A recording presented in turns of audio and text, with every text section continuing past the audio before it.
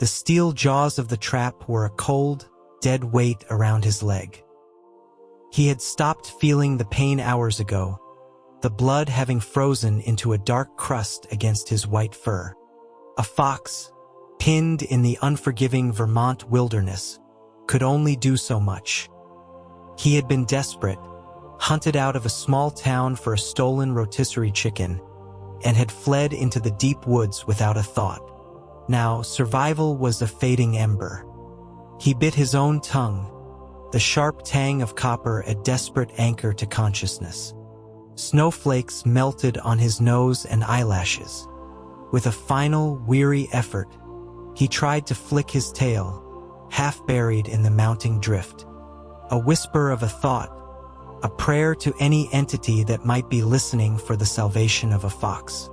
Suddenly, he was airborne, hoisted unceremoniously by the tail.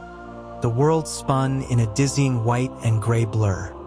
The snow cascaded from his fur as his captor gave him a little shake. He hung limp, too weak to protest, until he was cradled in a pair of large hands. Instinct took over. He snapped, sinking his teeth into the flesh of the hand that held him. A sharp intake of breath, a muttered curse, and then a firm grip on the scruff of his neck. He was lifted to eye level. He finally saw the face of his rescuer and his body went rigid. The man wore a heavy, dark wool coat. The collar turned up against the wind, but the face was unmistakable. Clean-shaven, with a severe sort of beauty and eyes the color of a winter storm. A single dark mole rested just below the corner of one eye. Couldn't be.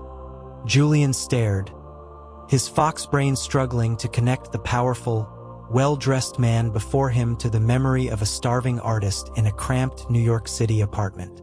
This was Elias Vance. And from the look of the expensive coat, he was no longer starving. Julian felt a sudden, primal fear. He hoped, with a fervor he hadn't felt in years, that the coat was not made of fox fur.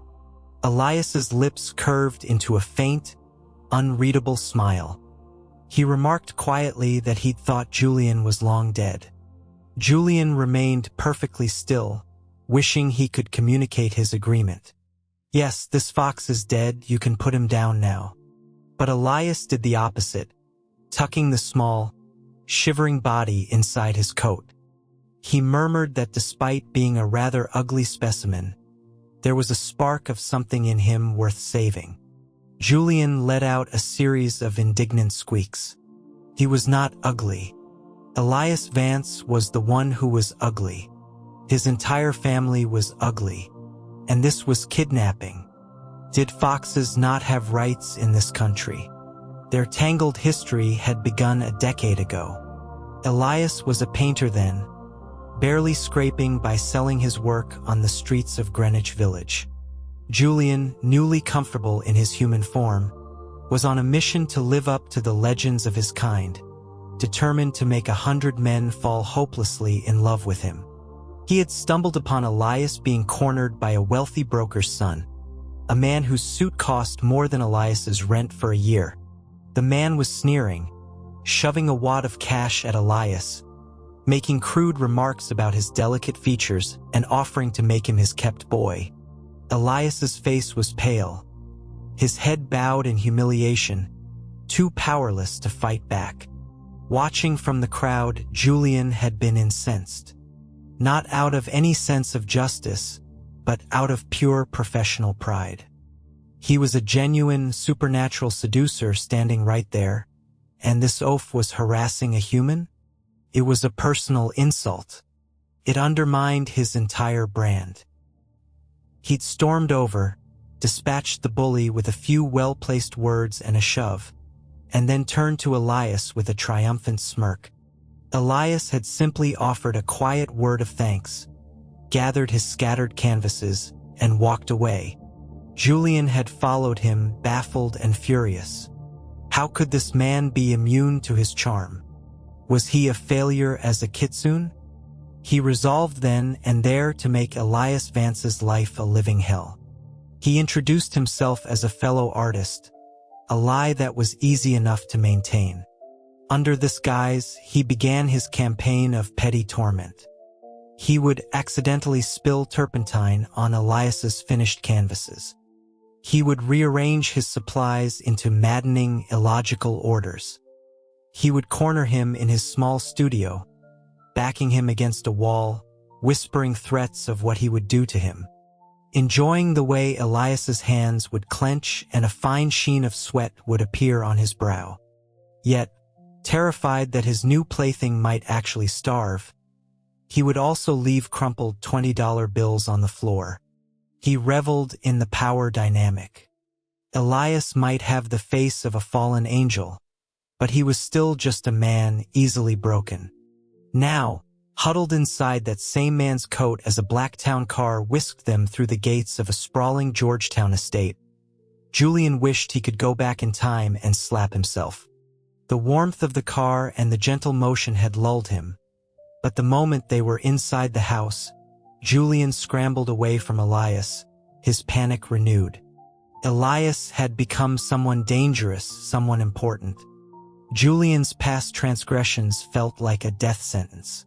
But Elias simply caught him again, his touch surprisingly gentle. He told Julian to stop running. With the fox held firmly between his legs, Elias's long, deft fingers worked at the mechanism of the trap. It sprang open with a metallic snap. The flow of blood returned, and Julian instinctively tried to lick the wound, his tongue meeting Elias's finger instead. He froze, eyes wide. Elias frowned, chiding him for trying to lick the injury. Julian, chastened, settled for gently gnawing on the man's finger, not daring to bite down. Elias cleaned the wound with an antiseptic that stung, and Julian flinched, his head bumping against the solid wall of Elias's chest. The familiar scent of charcoal and faint linseed oil, a ghost from that old studio, filled his senses. The warmth and the scent were a potent sedative, and he fell into a deep, dreamless sleep. He awoke to the smell of roasted chicken, a whole one, glistening on a plate beside him. Elias, he mused, was certainly a considerate kidnapper. He devoured it, then spent the afternoon rolling around on the massive bed, luxuriating in the high thread count sheets that smelled deeply of Elias. As night fell, he waited patiently for the bed's owner to return. It was only polite. He was, after all, a well-mannered fox. But Elias didn't come. It was late when the sound of the front door opening echoed through the quiet house. Elias entered the room leaning heavily on his old butler, his gait unsteady. The senator instructed the butler to fetch the first aid kit. The old man sighed, saying it was already prepared, and produced a small jar of balm. Elias dismissed him, then sat heavily in a chair and rolled up his pant leg. His shin and knee were a horrifying tapestry of deep purple and black bruises. A cold fury ignited in Julian's chest. Who had done this?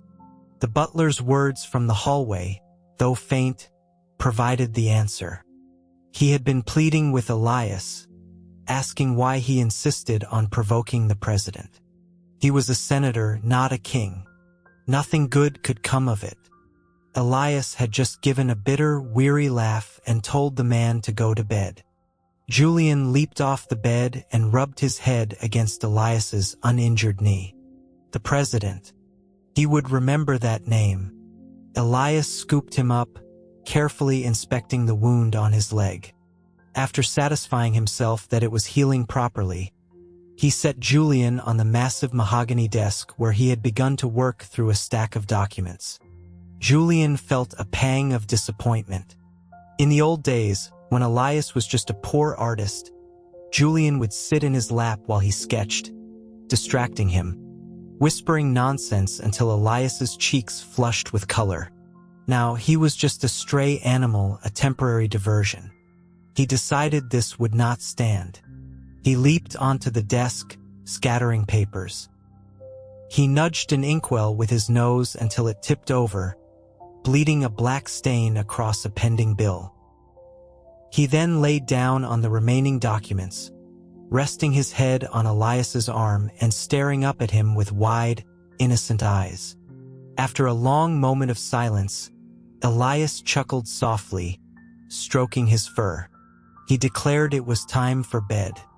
Life in the senator's mansion was idyllic. There was endless food, a warm bed, and a handsome man to sleep next to. One night, as Julian slept soundly curled in the crook of Elias's arm, the butler's urgent voice came from the doorway. The president was summoning the senator to the White House. An urgent matter. Julian felt Elias take a deep breath, the kind a man takes before facing a firing squad. He told the butler he would be there shortly. Julian's drowsiness vanished. This was not a meeting. It was a punishment. Remembering the bruises, he slipped out of the room and followed Elias, a small, silent shadow in the night. In the Oval Office, Elias knelt on the floor, his face a mask of cold indifference. The president, a man well past 70 with thinning white hair, approached him, reaching out to touch his arm. He told the senator there was no need for such formality. Elias flinched away, his voice like ice as he requested the president maintain a professional distance. The president's face darkened. He sneered, wondering aloud what the famously stoic senator might look like in bed, suggesting he would be beautiful when he cried. Elias said nothing, his jaw tight. Enraged by the silence, the president declared that his patience was at an end. Elias finally looked up, his voice steady, inviting the president to do his worst. The president summoned the Secret Service and ordered them to have the senator kneel outside in the Rose Garden for 2 hours. The ground was frozen solid from a storm a few days prior. Elias, dressed only in his suit, knelt on the icy flagstones, his body trembling violently in the freezing wind, his lips turning blue. Julian understood everything. This aging predator coveted Elias, and when he was denied, he used his power to torture and humiliate him. The old bastard. From the shadows of a manicured shrub, Julian found a smooth, heavy stone from the garden's edge. He hurled it with all his might. It struck the president squarely on the forehead. The president cried out, blood trickling down his face. The residence erupted in chaos. Alarms blared. Agents swarmed the grounds, searching for an assassin. Julian allowed himself a brief, triumphant smile before he was snatched up by an agent. He was presented to the bleeding, furious president, who, seeing no other outlet for his rage, wrapped his hands around Julian's throat. He shouted for a knife, vowing to skin the creature himself. As Julian's vision began to blacken, Elias cried out the president's name. His voice was raw with panic. The president paused, his gaze shifting between the desperate senator and the gasping fox in his hand. A slow, cruel smile spread across his face. He dismissed the agents. He told Elias he seemed quite concerned for this little animal. He picked up a letter opener from a nearby table, playfully tracing the line of Julian's throat with its tip. He offered Elias a deal. If the senator pleased him tonight, he would let the fox go. Julian's heart stopped. He watched as a terrible resolve settled over Elias's features. This was his fault. He had been impulsive. Before he could even formulate a thought, Elias spoke. He declared that the president was mistaken. He didn't like foxes. In fact, he despised them. He called them heartless, manipulative creatures. He said he wished he could kill every last one of them. With that, he snatched the letter opener from the president's hand and plunged it deep into Julian's flank. The pain was sharp and blinding, a scream tearing from his throat. But the deeper wound was in his heart. The warmth and care of the past few days had been a lie. Elias truly hated him. The president, seeing the grim determination in Elias's face as he raised the blade for another strike, lost interest. He waved a dismissive hand and told the senator to go home. Freed from the president's grasp, Julian fled. He ran from the White House grounds, a trail of crimson drops marking his path through the pristine snow. Back at the townhouse, Elias tried to approach him, to gather him into his arms, but Julian snapped and snarled, backing away whenever he came near. Elias could only watch as he limped out into the night, disappearing into the darkness. He had paid his debt. Elias had saved him from the trap, and now he had saved Elias from the president. But what of the debt Elias owed him? A decade ago, after the rich broker's son had been humiliated, he had sought revenge. He found Elias's apartment and, when Julian was out, forced the artist to drink poison. Julian had returned to find Elias bleeding from his mouth and nose, his life fading. As a kitsune, Julian had a final resort. He sacrificed one of his tails, a catastrophic loss of power, to wish Elias back to life. The act had cost him his human form and nearly all his strength, forcing him back into the wilderness as a common fox. He had run then, too ashamed to let Elias know his savior was a monster. Now, hiding in a dark alley, he let his human form wash over him. He staggered to his feet, clutching his wounded side. He was no fool. He understood that Elias had stabbed him to save him. By proving the fox meant nothing to him, he had made it worthless as leverage. It was a calculated, brutal act of protection. The wound was shallow, placed where it would hurt but not kill. Still, it hurt, and it was all the president's fault. By morning, Julian was standing at the gates of the White House. He presented a security officer with an old, ornate signet ring. The officer's eyes widened. A flurry of calls was made. Soon, the message came back. The president would see him. He strode into the Oval Office, fell to his knees before the bandaged old man, and with tears in his eyes, called him father. The president, who had spent a lifetime lamenting his lack of a male heir, was stunned. A DNA test was ordered. The results were irrefutable. The story was simple enough. His mother, another of his kind, had a brief, intense affair with the then-young politician. When she discovered he was already married, she had left without a word, never knowing she was pregnant. The ring was his only proof of identity. The president, overjoyed at having a son and heir to cement his legacy, immediately legitimized him and, through a series of unprecedented executive actions, appointed him to a newly created senior advisory role, effectively making him the second most powerful man in the country. At the next cabinet meeting, Julian, dressed in a tailored suit, scanned the room. His eyes met Elias's. The senator stood ramrod straight, his knuckles white where he gripped his leather-bound portfolio. Julian quickly looked away. Elias knew. He might not know about the fox, but he knew who Julian was from a decade ago. Did he hate him for his past cruelty? After the meeting, the president asked Elias to stay behind. Julian's internal alarms screamed. He feigned leaving, then shifted and slipped back into the room as a fox, hiding beneath a credenza. The president poured 2 glasses of whiskey and offered one to Elias, ordering him to drink it. Elias obeyed without hesitation. Julian's panic rose. What if it was poison? The president let out a booming laugh. He revealed that the drink was laced with a potent aphrodisiac. Within the hour, he gloated, the senator would lose all control and beg for him. He then left, ordering the guards not to close the door, wanting others to witness the senator's downfall. Once the president was gone, Julian shifted back to his human form and strode into the room. He walked to the kneeling Elias and held out a hand. Elias simply stared at it. The humiliation of the stabbing rushed back, and Julian's voice was sharp with sarcasm. He asked if the great Senator Vance intended to put on a show for the entire West Wing.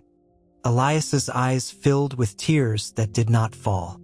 In a broken voice, he whispered that he had thought Julian saw him differently. He closed his eyes, his face a mask of defeat, and told Julian to grant him death if he found his presence so distasteful. This was not what Julian wanted. He pulled Elias to his feet, half carrying him out of the building to a waiting car. On the ride back to Georgetown, Elias's temperature soared. He was shaking, muttering incoherently. Julian ignored the butler's shocked expression, carried Elias upstairs, and locked the bedroom door. Elias was delirious, clawing at his own clothes, his lips bitten and bleeding. He clung to Julian, murmuring about his little fox, wondering how it had gotten so big. In his fevered state, he tried to curl Julian into a ball, as if to tuck him back inside his coat. As his shirt came open, the cool air seemed to sober him for a moment. He scrambled off the bed and knelt, his voice hoarse as he formally addressed Julian. He pulled Julian's hand into his own torn shirt, against his hot skin, whispering that Julian could do whatever he wanted, so long as his anger was appeased. Julian snatched his hand back as if burned. The raw vulnerability in Elias's gesture was too much. Elias misinterpreted the withdrawal as rejection. He knelt again, head bowed, and told Julian to leave. Laughing in disbelief and frustration, Julian pulled him up, cupping his face. He demanded to know what crimes Elias thought he was guilty of. Elias recited his sins in a monotone: striking the president, endangering the nation, and injuring Julian himself. He gestured toward Julian's hip. Clicked. Elias knew. Julian pushed him back onto the bed, explaining he was there to help him with the drug. He leaned in close, his lips brushing Elias's ear, whispering that he was a much younger, better option than the president. A faint, knowing smile touched Elias's lips before he whispered that he was clean, that the president had never touched him. Afterward, wrapped in blankets and lucidity, Elias's gaze followed Julian around the room. Julian assured him that he wasn't angry, that he knew Elias had hurt him to protect him. He explained the truth about the president being his father and promised he would make the old man pay. He then climbed into bed, pulling Elias into his arms. He had to ask, when did he know? Elias's voice was calm. He explained that he'd known from the moment Julian had rescued him 10 years ago and subsequently started leaving fox prints in the wet paint of his canvases. No human could make such perfect tracks. He had been curious and had stayed up one night, watching from the shadows as the brash young man who tormented him by day transformed into a small red fox by night. Julian felt a blush creep up his neck. So much for his clever disguise. He asked the question that mattered most, if Elias was afraid of him. Elias shook his head. He said he could never be afraid of the creature who had saved his life. His little fox, the one he'd been searching for ever since. Before Elias could tender his resignation and disappear with Julian, news came from the White House. The president was dead. A lifetime of experimental drugs and a final, apoplectic rage at hearing his son had run off with his chief political rival had caused a fatal stroke. When the Secret Service arrived with the nuclear football and addressed him as Mr. President, Julian's smile froze. The transfer of power was automatic. He hated it. Every day was a deluge of briefings and decisions. The political allies of the president's old, intended successor did everything they could to undermine him. One evening, Julian threw a stack of folders across the room and declared he was done. Elias calmly gathered them, explaining that Julian had disrupted a long-planned succession, and the other party was naturally resentful. Julian's eyes lit up. He summoned his rival, the Speaker of the House, and offered him the presidency. The man, after recovering from his shock, readily agreed. Citing sudden and severe personal health reasons, Julian invoked the 25th Amendment. He signed the transfer of power and, under the cover of night, he and Elias left Washington forever. They traveled. Julian's legend grew among his own kind, the kitsune who had not only won the heart of a powerful man but had also briefly become the leader of the free world. He boasted about it constantly to Elias, who would just smile, stroke his ears, and agree that he was, without a doubt, the most remarkable fox in the world.